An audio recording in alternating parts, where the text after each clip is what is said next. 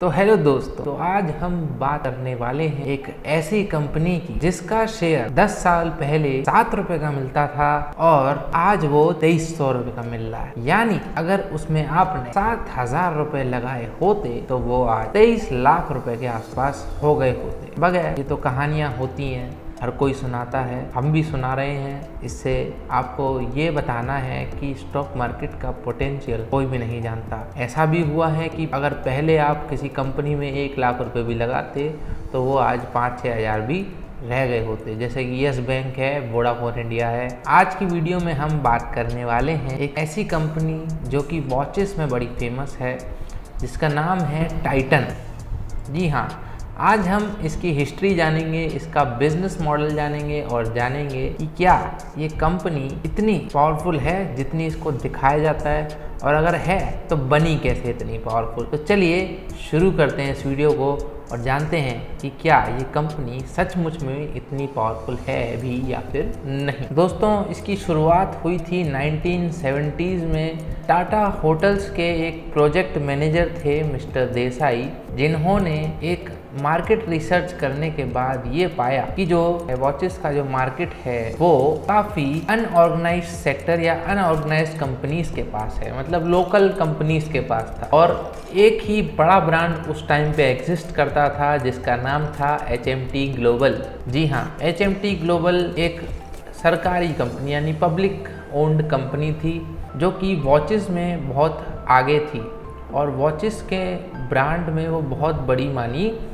जाती थी अपने समय में। उन्होंने यही चीज़ें ऑब्जर्व करी और पाया कि इस कंपनी को छोड़ दें तो कोई और कंपनी इस मार्केट में है ही नहीं।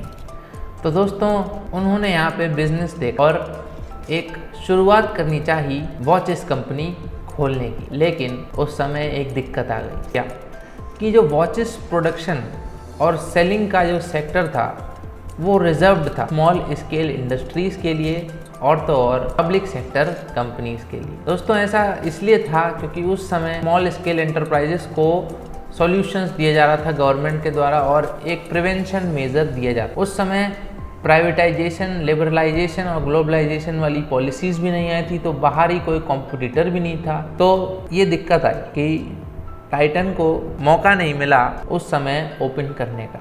लेकिन इन्होंने एक तरकीब अपनाई। ये गए तमिलनाडु इंडस्ट्रियल डेवलपमेंट कॉरपोरेशन के पास, जिनके साथ ये चाह रहे थे कोलैबोरेट करके एक स्मॉल स्केल इंडस्ट्री बन के एक वॉचेस की कंपनी डालना चाहते थे। तो दोस्तों, इन्होंने इसके लिए बहुत प्रयास किए लेकिन सरकार ने फिर भी मना कर दिया। दोस्तों, इन्होंने बाद में एक नई कंपनी बनाई, कॉस्टर इन्वेस्टमेंट, जो कि स्मॉल स्केल इंडस्ट्री की तरह रजिस्टर हो गई सक्सेसफुली। और फिर इन्होंने अपना एक प्रोजेक्ट डाला जिसका नाम था टाइटन। इसका नाम आया था टाटा इंडस्ट्री और तमिलनाडु से। टाटा का टी, इंडस्ट्री का आई, तमिलनाडु का TA और नाडु का। मार्केट रिसर्च हुई काफ़ी सारी और पता लगाया गया कि उस समय में 2 तरीके की वॉचेस चला करती थी। एक थी मैकेनिकल या मशीनरी वाली जो वॉच होती थी और दूसरी होती थी क्वार्ट्ज वॉचेस। जी हाँ, जो पहली वाली थी वो मैकेनिकल वॉचेस थी। मैकेनिकल वॉचेस 80% मार्केट शेयर घेर के बैठी थी, क्वार्ट्ज वॉचेस सिर्फ 20% मार्केट शेयर लेके बैठी। टाइटन वालों ने रिसर्च करी, काफ़ी सारी रिसर्च करी और रिसर्च करने के बाद इन्होंने क्या पाया, जो क्वार्ट्ज वॉचेस हैं उनको बनाना थोड़ा सस्ता पड़ता है, उनको पहनना आसान है। उसमें जो एरर होता है टाइम का, जब भी कोई घड़ी होती है तो उसमें हर दिन कुछ ना कुछ एरर हो जाता है, मतलब उसकी जो स्पीड है वो सूरज से मैच नहीं होती कभी कभी।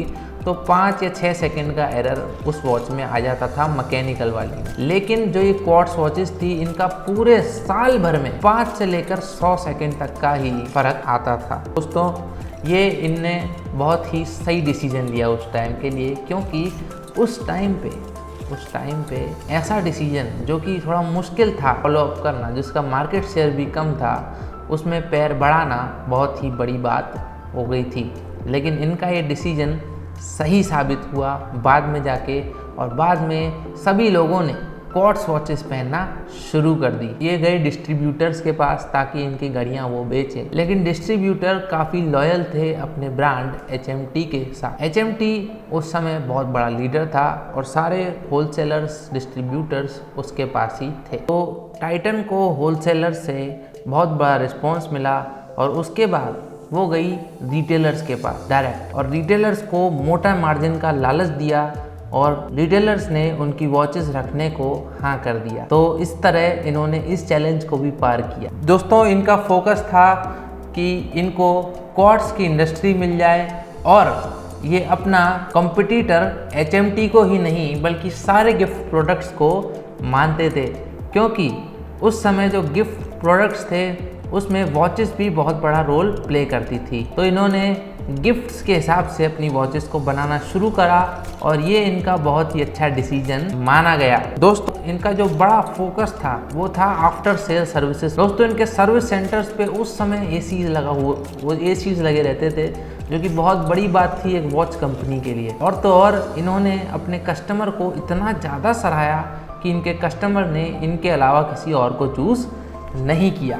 दोस्तों, अगला जो इन्होंने दाव चला वो था मार्केटिंग का। दोस्तों, उस समय जो भी कंपनीज हुआ करती थी वो अपने वॉचेस को बड़े बड़े सेलिब्रिटीज को पहनाया करती थी, लेकिन इन्होंने आधा पन्ना न्यूज़पेपर का सिर्फ उस पर वॉच की फोटो लगा दी और तो और साथ में प्राइस लगाया। सिर्फ इन्होंने वॉच को बड़ा दिखाया, ना कि सेलिब्रिटी को, और सेलिब्रिटी का खर्चा भी बच गया और साथ ही साथ वॉच भी बड़ी बड़ी दिखने लग गई और लोग उसकी तरफ अपने आप अनकॉन्शियसली अट्रैक्ट हो गए। और जब भी वो घड़ी खरीदने जाते तो टाइटन उनको नज़र आती और वो उस पर भी ध्यान लगाते थे। दोस्तों, इसने एक जो है वो सेक्रीफाइस करा कि इसने कस्टमर्स को बोला कि हम एडवांस पेमेंट लेंगे, जो कि इनको दिक्कत दे सकता था, लेकिन क्योंकि इनकी क्वालिटी अच्छी थी इसलिए एडवांस भी लोग देने को तैयार हो गए थे। और इसकी वजह से इसको कोई भी क्रेडिट ट्रांजैक्शन नहीं करनी पड़ रही थी, जिसकी वजह से इसके प्रॉफिट्स कभी कम नहीं होते थे और बैलेंस शीट हमेशा मजबूत रहती थी। अगले ही साल 1988 में करीब 19